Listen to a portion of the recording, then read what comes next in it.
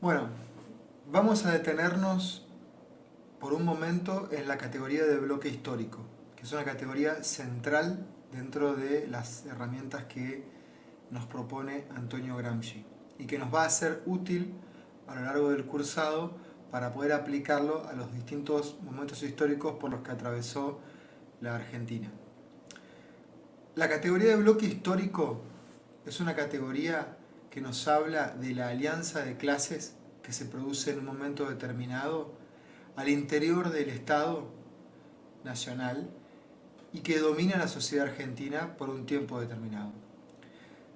Más allá de las etiquetas que ese bloque histórico adquiera, es decir, más allá del partido político que esté gobernando, más allá de la persona que esté gobernando, que esté en el poder ejecutivo, es decir, que sea él o la presidente, hablamos de bloque histórico cuando hablamos de esa alianza de clases que gobierna, no sin importar el nombre, pero que atraviesa el nombre de quien preside. Es decir, quien preside en un momento determinado es parte de un bloque histórico. Puede ir alternando, puede ir cambiando los presidentes o las presidentas, pero si el proyecto histórico es el mismo entre distintos presidentes, hablamos de un mismo bloque histórico.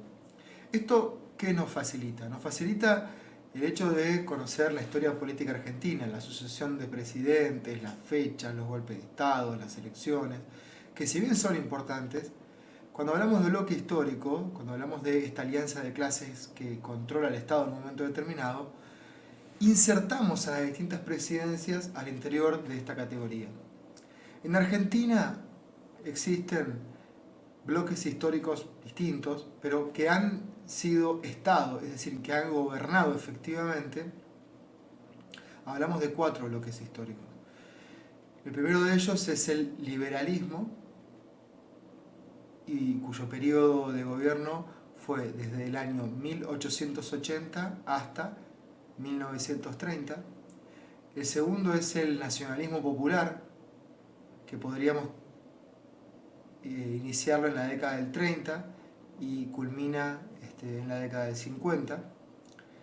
El tercero es el desarrollismo, que comienza allí, en la década del 50, y termina en la década del 70, con un retorno al liberalismo, pero ya en el cuarto bloque histórico, con un nombre distinto, que es el de neoliberalismo. Vamos a seguir con el resto de los bloques históricos hasta la actualidad, en las siguientes clases, pero me interesa en este momento que presten atención a que no me detuve en años específicos de presidentes o de presidentas. Es decir, no hablé de el momento en el cual asumió un presidente o dejó el mandato y asumió otro, sino en periodos de tiempo relativamente prolongados en los que hubieron varias presidencias. Entonces, con esta definición de bloque histórico vamos a avanzar en esta clase en particular.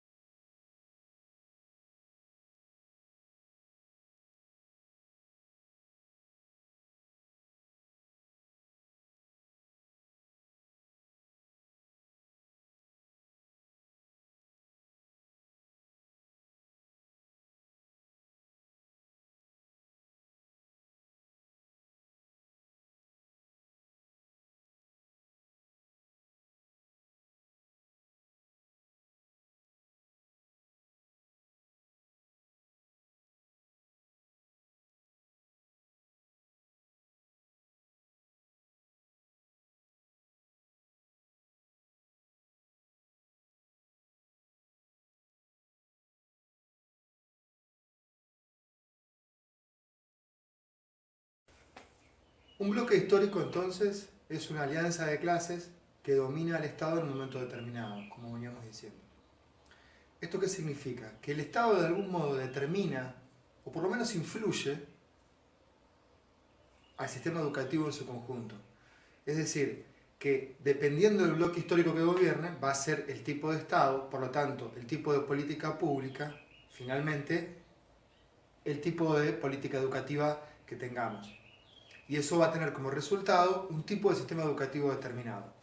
No necesariamente es una relación de determinación. ¿Esto qué significa? No necesariamente en un bloque histórico determinado, por ejemplo, entre 1880 y 1930, todo va a ser homogéneo e igual porque es el bloque histórico liberal y no va a haber ningún tipo de fisuras, ni de quiebres, ni de intersticios, ni de matices. No, no es así. Hay todo eso.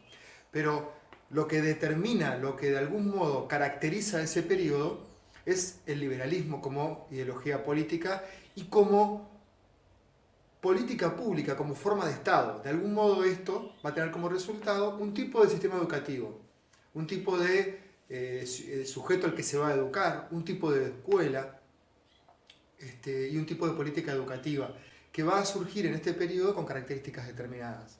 Entonces, los bloques históricos de algún modo nos dicen, nos hablan de las condiciones macroestructurales en las cuales el sistema educativo tiene lugar. Y de acuerdo a qué bloque histórico sea, van a tener determinadas características. Allí adentro hay, por supuesto, matices, relativizaciones, etc. Pero en general va a estar definido por ese bloque histórico. Bien, hasta aquí llegamos.